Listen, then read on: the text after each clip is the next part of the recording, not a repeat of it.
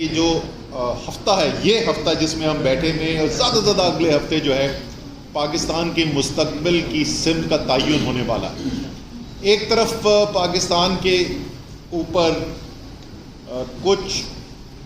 قوتیں، کچھ سیاسی جماعتیں، کچھ خود غرض ٹولہ قابض ہے جو اس وقت اپنی صرف سیاسی نہیں، اپنی صرف مالی اور اپنی چرائی ہوئی دولت کی جنگ نہیں لڑ رہا، بلکہ پاکستان کس قسم کا ہوگا اس کی جنگ لڑ رہا ہے کہ کیا پاکستان اسی طریقے سے چلتا رہے گا کہ جہاں پر بند کمروں کے اندر طاقتور طبقے آپس میں بیٹھ کے ڈیلیں کر کے یہ فیصلہ کریں، اور اکثر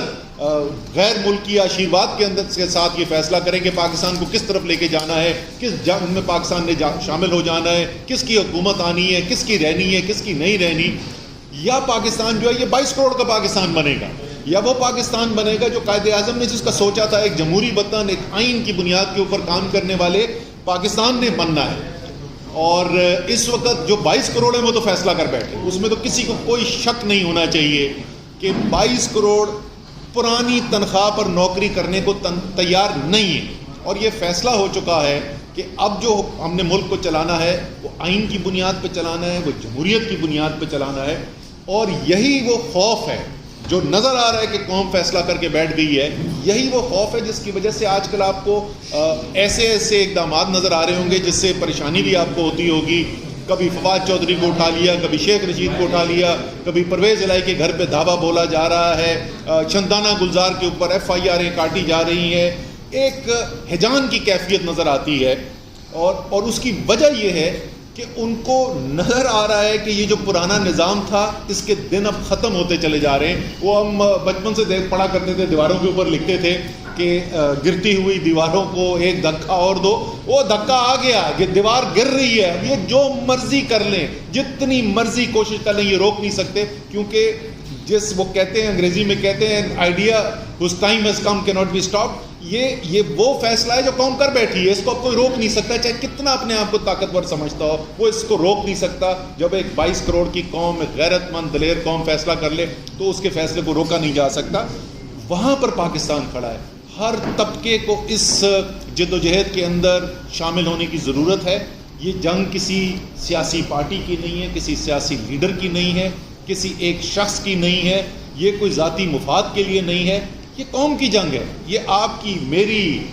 جو میری عمر کے لوگ ہیں ان کے بچوں کی جنگ ہے۔ تو اس کے اندر آپ کا حصہ لینا،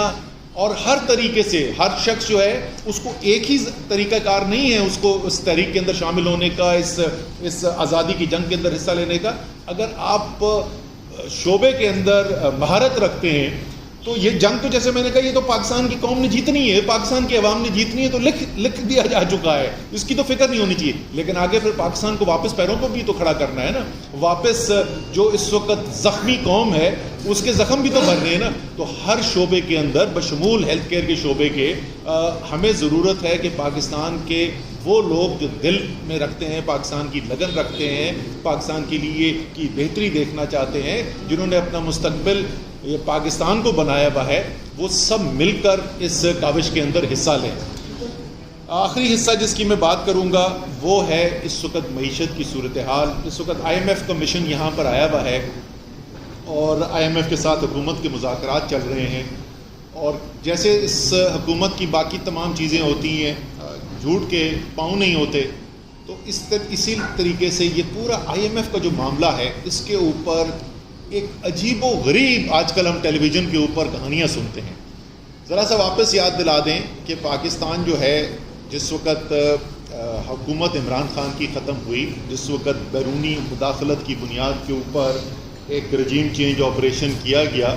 اور اس رجیم چینج آپریشن کے لیے عدم اعتماد کا ووٹ لایا گیا، تو اس وقت 7th ریویو IMF کا چل رہا تھا۔ اس کے بعد اس کے حتمی سٹیجز کے اندر تھا جس کے اندر بات چیت جاری تھی۔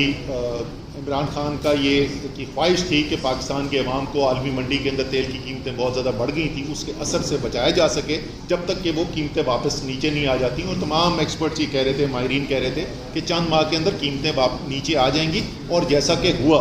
جو تیل $120 پہ پہنچا ہوا تھا وہ $80 تک واپس آیا۔ اس وقت $40 اس کے اندر کمی ہو چکی ہے. تو انہوں نے کہا کہ اس عرصے کے اندر اپنی عوام پر بوجھ ڈالنے کے بجائے ہم اور کچھ اخراجات میں کمی کرتے ہیں اور اس پیسے سے سبسڈی دیتے ہیں. یہ واحد چیز تھی جس کے اوپر IMF کے ساتھ بات چیت چل رہی تھی. ان کی حکومت آئی. حکومت آنے کے بعد ایک دن یہ کہتے تھے کہ ہم جو کرنے جا رہے ہیں ہم کیا کریں, ہمارے تو ہاتھ بندھے میں ہی عمران خان کا معاہدہ تھا. پھر اگلے دن وہ کہتے تھے انہوں نے IMF کے معاہدے جو ہے اس کی خلاف ورزی کی, اس لیے IMF کے ساتھ معاہدہ نہیں تھا.